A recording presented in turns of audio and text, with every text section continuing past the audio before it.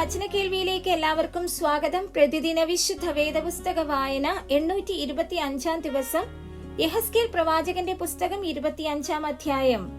യഹോവയുടെ അരുളപ്പാട് എനിക്കുണ്ടായതെന്തെന്നാൽ, മനുഷ്യപുത്ര, നീ അമ്മോന്യരുടെ നേരെ മുഖം തിരിച്ച് അവരെ കുറിച്ച് പ്രവചിച്ച് അമ്മോന്യരോട് പറയേണ്ടത്, യഹോവയായ കർത്താവിന്റെ വചനം കേൾപ്പിൻ.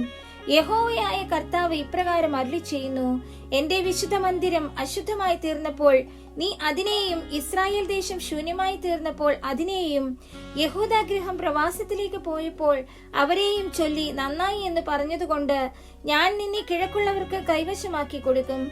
അവർ നിങ്കൽ പാളയമടിച്ച് നിവാസങ്ങളെ ഉണ്ടാക്കും. അവർ നിന്റെ ഫലം തിന്നുകയും നിന്റെ പാൽ കുടിക്കുകയും ചെയ്യും.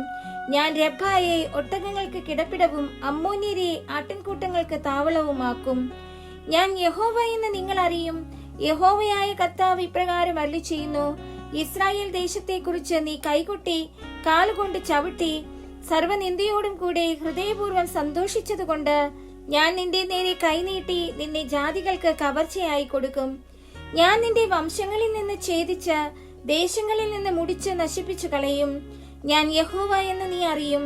യഹോവയായ കർത്താവ് ഇപ്രകാരം അരുളിച്ചെയ്യുന്നു, യഹൂദാഗൃഹം സകല ജാതികളെയും പോലെ എത്രയെന്ന് മോവാബും സേയീരും പറയുന്നത് കൊണ്ട് ഞാൻ മോവാബിന്റെ പാർശ്വത്തെ അതിന്റെ അതിർത്തികളിലുള്ള പട്ടണങ്ങളായി ദേശത്തിന്റെ മഹത്വമായ ബേത്ത് യെഷിമോത്ത്, ബാൽമേയോൻ, കിര്യത്തയീം എന്നീ പട്ടണങ്ങൾ മുതൽ തുറന്നു വെച്ച് അവയെ അമ്മോന്യർ ജാതികളുടെ ഇടയിൽ ഓർക്കപ്പെടാതെ ഇരിക്കേണ്ടതിന് അമ്മോന്യരോടുകൂടെ കിഴക്കുള്ളവർക്ക് കൈവശമാക്കി കൊടുക്കും.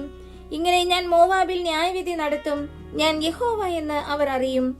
യഹോവയായ കർത്താവ് ഇപ്രകാരം അരുളിച്ചെയ്യുന്നു, ഏദോം യഹൂദ ഗൃഹത്തോട് പ്രതികാരം ചെയ്ത് പകരം വീട്ടി ഏറ്റവും കുറ്റം ചെയ്തിരിക്കുന്നു.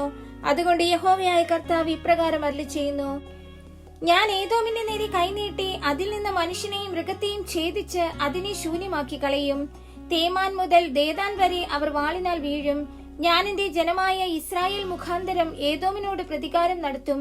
അവർ എന്റെ കോപത്തിനും എന്റെ ക്രോധത്തിനും തക്കവണ്ണം ഏദോമിനോട് ചെയ്യും. അപ്പോൾ അവർ എന്റെ പ്രതികാരം അറിയുമെന്ന് യഹോവയായ കർത്താവിന്റെ അരുളപ്പാട്.